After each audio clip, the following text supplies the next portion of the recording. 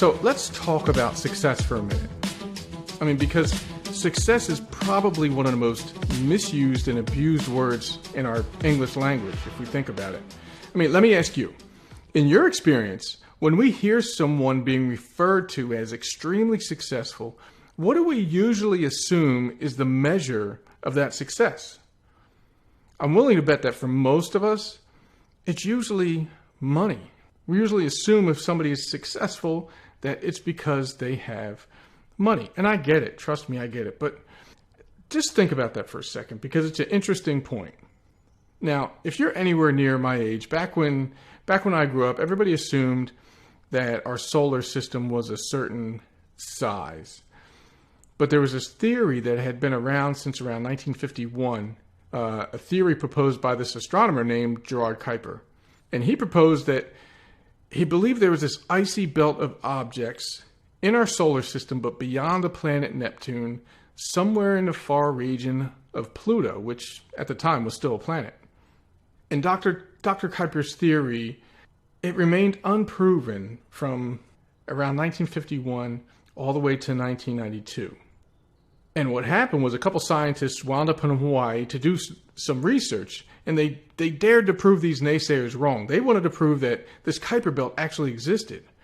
So they searched and searched and searched for about 5 or 6 years till they finally found, well, they found pretty much nothing. Until one day, looking through their big telescope, they found a dot. On August 30th of 1992, the scientists Dave Jewett and Jane Liu, they announced the discovery of the candidate Kuiper belt object number 15760. But the object they found was huge, and it was orbiting the sun with this really wide trajectory. And suddenly, there was all this new data. There was this new perspective. And because of this new perspective, they got some new insights that forever changed the way we think about our entire solar system. I mean, the solar system grew. What we realized from the discovery of this Kuiper belt is that, number one, the Kuiper belt is the biggest structure in our solar system. And number two, by some accounts, the discovery of this Kuiper belt increased our solar system's known size by like 90%. Just from a little perspective, just by seeing something that we previously didn't or couldn't see. Now, this simple story, and by no means am I a scientist, but I use this story because it transitions to real life. It demonstrates the power of perspective and how unnecessarily limited our world can become if we cling to limited perspectives. But conversely, when we're willing to expand our perspective, that's when it becomes possible to get past old stories about how life is and what it means to be successful. I mean, my goodness, how many people in Western society are so unnecessarily missing out on truly enjoying life because despite all the evidence to the contrary, they keep on believing that if they keep hustling and grinding and working 12 or 14-hour days to get more money, then they'll finally be happy and successful. I mean, come on, you got to be kidding me. Now, don't get me wrong. I have a very strong affinity for money. I mean, if you ask me where I want my financial success to be on a scale of 1 to 10, my answer is, let's start at 15. But guess what? I also want my relationship with my wife to be at 15. I also want my relationship with my daughter on a scale of 1 to 10 to be at 15. I want my relationships with my friends, my influence on my clients and my customers. I want my health, my fitness, and my energy, my daily happiness on a scale of 1 to 10 to be at 15 or more. It's not just the money. I mean, come on, if we reach for the stars, then at least we'll be flying among the clouds. And people will say, oh, Aaron, please, that's such an old cliche. And my response is, yeah, it's only a cliche to those who don't have the guts to embrace it as a standard. And pardon my soapbox, but I believe it's my duty. I believe it's our duty to demand success and become the actual manifestation of success at every level and in every context of our life. That's how we raise the game. It's the only way to even be able to claim success. I mean, isn't it about time that people start leveling up their perspective about success and start realizing that in so many ways we can have it all? And just like the Kuiper Belt expanded our understanding of how big the solar system actually is, it's my goal that this course of instruction and this course of sharing with you will help you exponentially expand your idea of just how broad and how wide your success can be. And in this first module, we're going to talk about the 4 laws of pure success. And I believe it's one of those perspectives that if you'll open your mind a little bit to it and just allow yourself to ask, wow, what would happen if I condition this framework into my daily life? I mean, what would happen if it got to the point where these 4 laws started to run on autopilot in your business, in your marriage, with your children, with your friends, with your health and fitness, when you're at the gym? What would happen if you start claiming these laws? If you start claiming these laws as things you must do and not just things you should do? Because if you'll indulge me to be direct about this, the one thing you'll notice about a lot of success advice is that it's often really superficial and trivial. If you do a Google search, or if you take a course on how to be successful, most of the time you'll hear a lot of the same rhetoric, to find out what your passions are and to know what your why is and to set clear goals and live purposefully and get an education and manage your finances and manage your time and be present in the moment, and a lot of really good things. And I don't say these, I'm not saying this to be disparaging towards those ideas. Those are excellent ideas. It's excellent advice. But a lot of that advice glosses over or just completely ignores the deeper issues. And I know this personally because I spent a lot of years reading and watching a lot of the advice out there, and knowing why you want something is extremely important, and having clear and defined goals, yes, that's huge on your journey towards having the life that you want. Prioritizing our time and writing down our intentions and writing down our goals, all those things will drastically improve your chances for success. But make no mistake, if you listen to nothing else from me, please focus your attention on this right now and put down what you're doing, because this is important.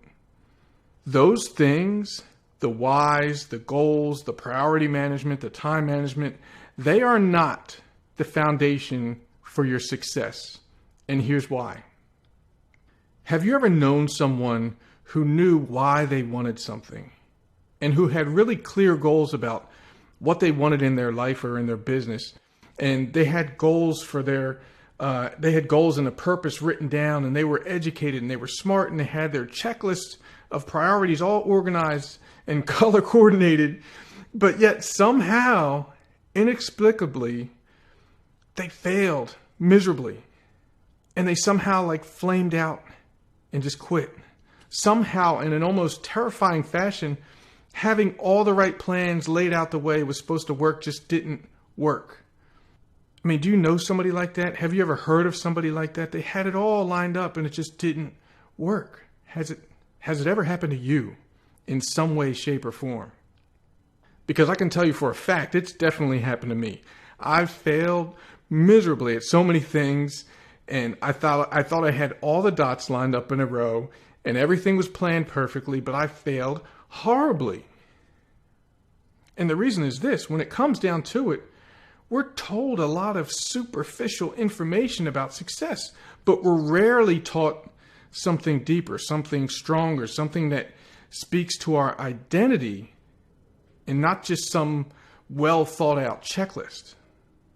Many years ago, I was a young police officer and I was up for my first promotion, and I thought I had everything lined up just right. I had the right amount of experience. I knew why I wanted to be promoted. I wanted some more financial security. I wanted to make my wife proud and my daughter proud, my family and friends proud.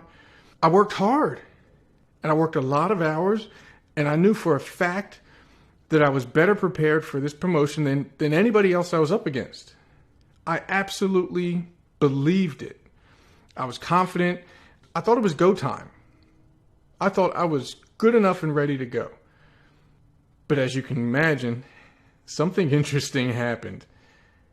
I didn't get it. I got passed over for that promotion. And a short while later, I was up for the same promotion again, and guess what happened? I failed again.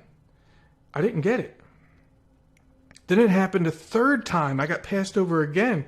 And listen to me, make no bones about it, I was crushed. I felt like I had been ripped off, that I had been robbed. I mean, as far as I was concerned, I knew on paper that I was the best candidate for the job. I had done better than anyone else. I thought I had more than enough qualifications. I was that dude. I was the right guy, but I felt cheated. And I'll be honest, I did what at the time seemed like a reasonable thing to do. I wallowed in misery and self-pity, and it was terrible. It was terrible not because the circumstances were so terrible. It was terrible because, quite frankly, I made it a terrible experience. You see, at the time, I had been living by the old philosophy of success. Work harder, make sure you're doing better than everybody else around you, put your time in, and believe that good things happen to those who wait. Do all the right things and be a good person, and good things will happen to you. And as frustrating as it is, many times that just doesn't work. It's just not enough, and I know it's not fair. But it's not that it's not fair, it's just a wrong strategy. But the good news is there is a happy ending to this story. Because I got to tell you something. I did ultimately wind up getting that promotion. And then I got one after that. And as it turns out, I wound up near the top of my industry and really being able to experience some amazing things and serve some amazing people in amazing ways. I've had more opportunities for influence and happiness and confidence and peace than I've ever had before. I've been able to accomplish and experience things that, quite frankly, when it comes down to it, I didn't think it was possible for me. And not just in my career, but in my family life, in my 20 plus years of marriage at this point, in my financial growth, in the growth of my business, my ability to reach people and make an impact. I've been so fortunate to be able to do things that I didn't think were possible. And it's largely been due to these 4 laws of pure success. I mean, this is a process that has been deconstructed by painstakingly studying the icons, the Bransons, the Oprahs, the Burchards, the Robin Sharmas and Marie Forleos, and the Brene Browns and the Simon Sineks and Tom Billiers and so many more. When you study the success of those who are truly living successful across the board, with money, but also in the way they relate and interact with people and their ability to influence and impact, it's due to their habits of prioritizing their inner process first. It's due to their habits that put into play these 4 laws of pure success.